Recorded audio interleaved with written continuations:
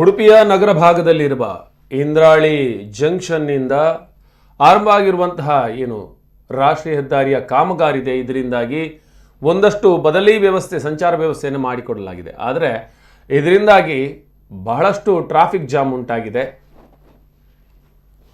ಸರತಿ ಸಾಲಿನಲ್ಲಿ ವಾಹನಗಳು ನಿಂತಿವೆ. ಕೆಲವು ಅತಿ ಅಗತ್ಯದ ಕೆಲಸ ಕಾರ್ಯಗಳಿಗೆ ಹೋಗುವವರಿಗೆ ಬಹಳಷ್ಟು ತೊಂದರೆ ಆಗ್ತಿದೆ. ಆದರೆ ಸಾರ್ವಜನಿಕರ ಅಹವಾಲು ಏನಂದರೆ, ನೀವು ಹಗಲಲ್ಲಿ ಕಾಮಗಾರಿಯನ್ನು ನಡೆಸುವ ಬದಲು ರಾತ್ರಿ ನಡೆಸಿದರೆ ಉತ್ತಮ ಇರ್ತಿತ್ತು. ಅದರ ಜೊತೆಗೇ ಬದಲಿ ವ್ಯವಸ್ಥೆಯನ್ನು ಮಾಡುವಂಥ ಸಮಯದಲ್ಲೂ ಕೂಡ ಅದು ಇನ್ನೊಂದು ಬದಿಯ ರಸ್ತೆಯಲ್ಲಿ ಸಂಚಾರಕ್ಕೆ ಯೋಗ್ಯವಾದಂಥ ರಸ್ತೆ ಇದೆ ಅನ್ನೋದನ್ನು ನೋಡಿಕೊಂಡು ಮಾಡಬೇಕಿತ್ತು ಅನ್ನುವಂತಹ ಮಾತುಗಳು ಸಾರ್ವಜನಿಕ ವಲಯದಲ್ಲಿ ಕೇಳಿ ಬರ್ತಾ ಇವೆ. ಇನ್ನು ಬೆಳಗಿನಿಂದಲೇ ಬಹುಶಃ ಮಂಗಳೂರಿನಿಂದ ಮಣಿಪಾಲಕ್ಕೆ ಹೋಗುವಂಥ ಅದೆಷ್ಟೋ ಎಕ್ಸ್ಪ್ರೆಸ್ ಬಸ್ಸುಗಳು ಉಡುಪಿಯಲ್ಲೇ ತಿರುಗಿ ಹೋಗ್ತಾ ಇವೆ. ಯಾಕಂದರೆ ಮಣಿಪಾಲಕ್ಕೆ ಆ ಒಂದು ನಿಗದಿತ ಸಮಯದಲ್ಲಿ ಹೋಗಿ ಬರೋದು ಕಷ್ಟ ಆಗುತ್ತೆ. ಇನ್ನು ಮಣಿಪಾಲ KMCಗೆ ಹೋಗುವವರಿಗೆ ಬಹಳಷ್ಟು ಕಷ್ಟಗಳಾಗ್ತವೆ.